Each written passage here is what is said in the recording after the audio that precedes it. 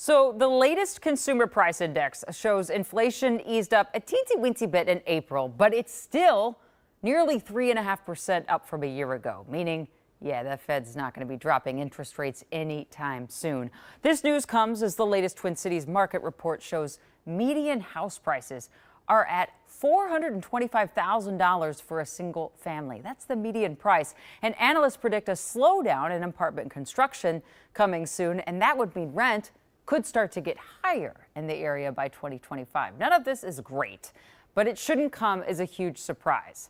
We also have a big affordable housing problem. Last night, St. Paul and state leaders celebrated 2 projects coming online, however, at this very critical time. And tonight, Kent wants to take a look at how those projects and others coming along are trying to finally get at this issue. Hey, Kent. Hey, Jana. Yeah, those apartments in the Highland Bridge development have been in the works since before the pandemic. And as they finally come online, the underlying issue has only grown. Homelessness is often talked about in terms of encampments and shelter beds, but overcoming it often takes a more stable environment. So today we visited St. Paul to see what's happening there. It was really nice to be able to move back to the neighborhood. Moving into any apartment, let alone a brand new one in St. Paul's Highland Bridge development, is something Katie Kelly couldn't even imagine until recently. The last 2 years was the longest I've been in one place in over 5 years. After battling homelessness, she entered project-based housing near downtown St. Paul, until recently learning her voucher qualified her for a place inside the newly opened and deeply affordable Nellie Francis Court Apartments. Yeah, it feels really good. It's been quiet. In a good way? Yes, in a great way. In a great way. Where I moved from, I was sitting right between a hospital and a police station, so.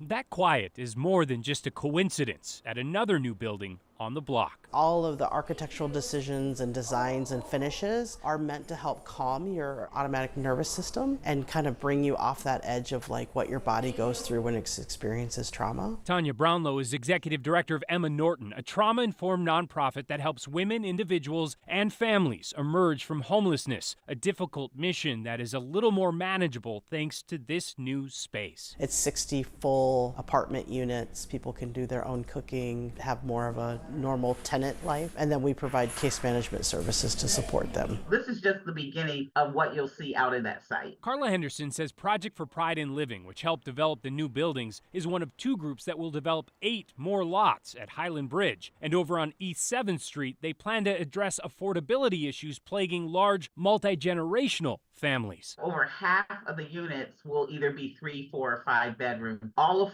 affordable, 30 to 50% AMI, which is the average median income. We also will be supporting families that are experiencing homelessness. But she and others admit there is still much more work to be done. All the providers of service are really struggling with where to refer people to when it comes to housing. Hannah Getachew-Cruiser says Face to Face has been helping support teens experiencing homelessness for 30 years. But today, she says they simply can't keep up. We get new young people coming to us, about 60 to 80 on the average every month.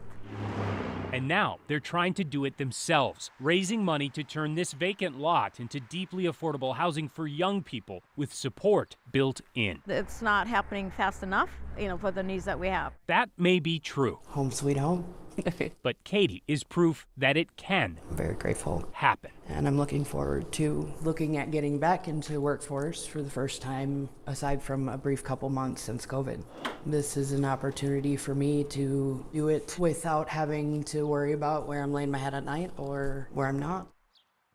And congrats to Katie. Despite the need and a record investment by the state legislature last year, these projects are still tricky to finance and complete. The youth and intergenerational building I mentioned are hoping to break ground next year, but Face to Face still has fundraising to do for that to happen. I've got more info on that and these other projects on KARE11.com. Jana.